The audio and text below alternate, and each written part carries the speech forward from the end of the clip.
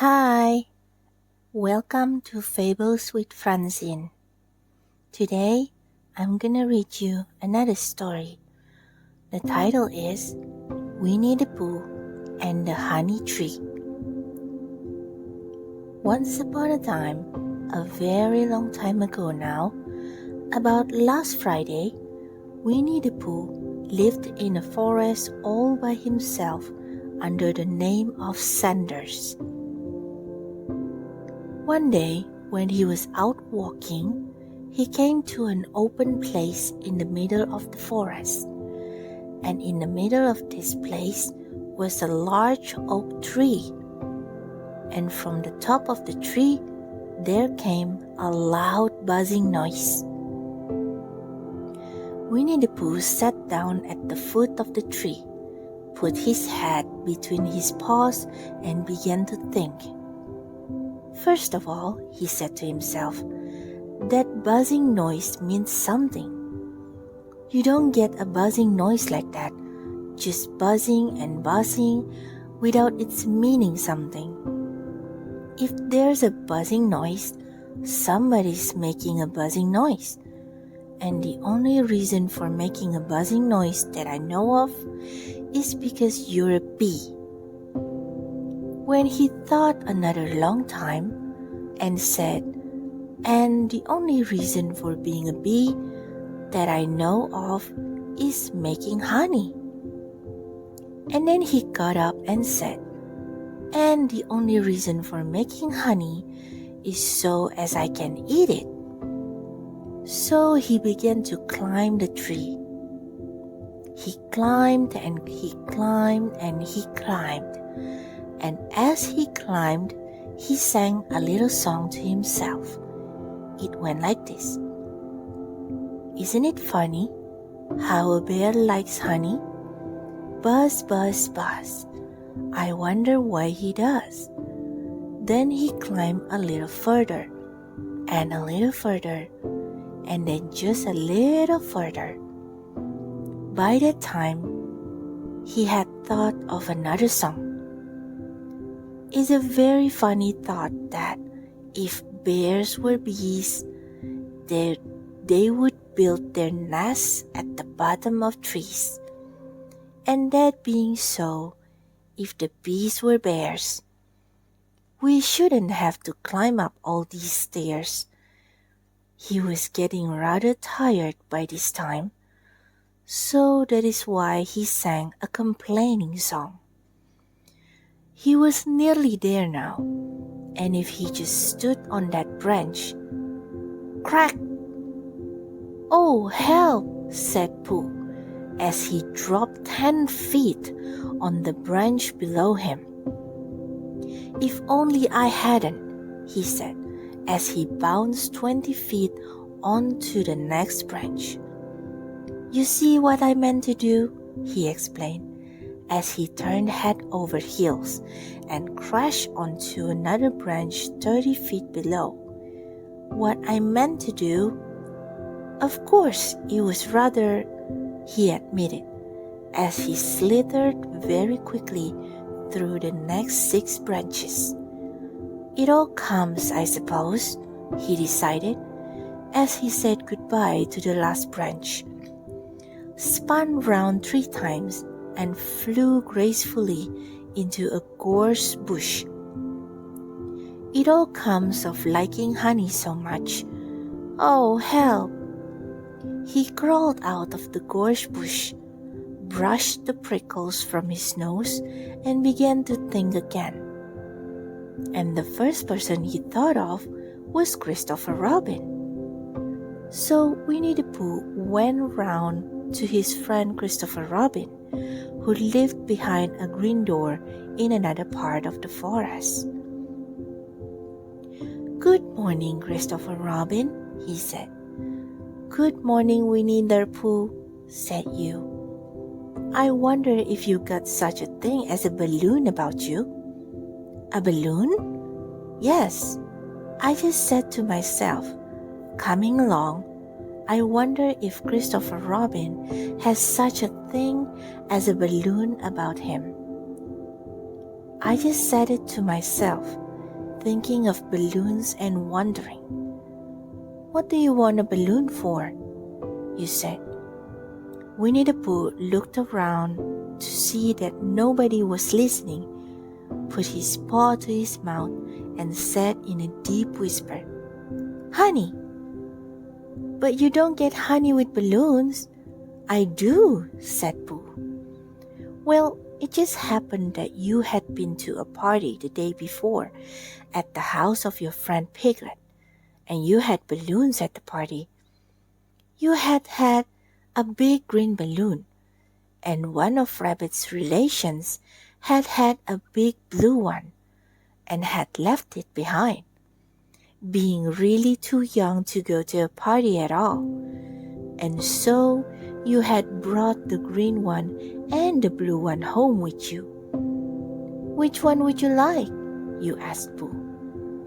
He put his head between his paws and thought very carefully. "It's like this," he said. "When you go after honey with a balloon, the great thing is not to let the bees know you're coming. Now, if you have green balloon, they might think you were only part of the tree and not notice you. And if you have a blue balloon, they might think you were only part of the sky and not notice you. And the question is, which is most likely?" "Wouldn't they notice you underneath the balloon?" you asked. "They might or they might not," said Winnie the Pooh. "You never can tell with bees." He thought for a moment and said, "I shall try to look like a small black cloud that will deceive them." "Then you had better have the blue balloon," you said. And so it was decided.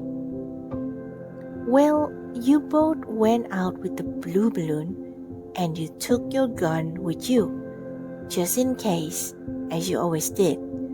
And Winnie the Pooh went to a very muddy place that he knew of, and rolled until he was black all over. And then, when the balloon was blown up as big, and you and Pooh were both holding on to the string, you let go suddenly, and Pooh Bear floated gracefully up into the sky and stayed there, level with the top of the tree and about 20 feet away from it. "Hooray!" you shouted. "Isn't that fine?" shouted Winnie the Pooh down to you. "What do I look like?" "You look like a bear holding on to a balloon," you said. "Not," said Pooh anxiously. "Not like a small black cloud in a blue sky?" Not very much." "Ah, well, perhaps from up here it looks different, and, as I say, you never can tell with bees." There was no wind to blow him nearer to the tree, so there he stayed. He could see the honey, he could smell the honey, but he couldn't quite reach the honey. After a little while, he called down to you. "Christopher Robin," he said in a loud whisper. "Hello. I think the bees suspect something." "What sort of thing?" "I don't know. But something tells me that they're suspicious. Perhaps they think that you're after their honey." "It may be that. You never can tell with bees." There was another little silence, and then he called down to you again. "Christopher Robin?" "Yes?" "Have you an umbrella in your house?" "I think so." "I wish you would bring it out here and walk up and down with it, and look up at me every now and then, and say, 'Tut tut, it looks like rain.' I think if you did that, it would help the deception which we are practicing on these bees." Well, you laughed yourself. "Silly old bear, but you didn't say it aloud," because you were so fond of him, and you went home for your umbrella." "Oh, there you are," called down Winnie the Pooh. "As soon as you got back to the tree, I was beginning to get anxious. I have discovered that the bees are now definitely suspicious." "Shall I put my umbrella up?" you said. "Yes, but wait a moment. We must be practical. The important bee to deceive is the queen bee. Can you see which is the queen bee from down there?" "No." "A pity. Well, now if you walk up and down with your umbrella, saying, 'Tut tut, it looks like rain,' I shall do what I can by singing a little cloud song, such as a cloud might sing. Go!" So while you walk up and down and wonder if it would rain, Winnie the Pooh sang this song. "How sweet to be a cloud floating in the blue. Every little cloud always sings aloud. How sweet to be a cloud floating in the blue. It makes him very proud to be a little cloud." The bees were still buzzing and suspiciously as ever. Some of them indeed left their nests and flew all round the cloud as it began the second verse of this song, and one bee sat down on the nose of the cloud for a moment and then got up again. "Christopher! Ow! Robin!" called out the cloud. "Yes? I have just been thinking, and I have come to a very important decision. There are the wrong sort of bees." "Are they?" "Quite the wrong sort. So I should think they would make the wrong sort of honey, shouldn't you?" "Would they?" "Yes, so I think I shall come down." "How?" asked you. Winnie the Pooh hadn't thought about this. If he let go of the string, he would fall, bump, and he didn't like the idea of that.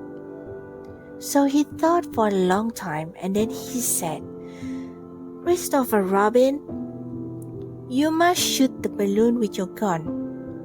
"Have you got your gun?" "Of course I have," you said. "But if I do that, it will spoil the balloon," you said. "But if you don't," said Pooh, "I shall have to let go, and that would spoil me." When he put it like this, you saw how it was, and you aimed very carefully at the balloon and fired. "Ow!" said Pooh. "Did I miss?" you asked. "You didn't exactly miss," said Pooh, "but you missed the balloon." "I'm so sorry," you said, and you fired again, and this time you hit the balloon, and the air came slowly out, and Winnie the Pooh floated down to the ground. But his arms were so stiff from holding on to the string of the balloon all that time that they stayed up straight in the air for more than a week. And whenever a fly came and settled on his nose, he had to blow it off. And I think, but I am not sure, that is why he was always called Pooh. That's all, guys. Thank you for watching and listening. Hope you guys sleep well and good night.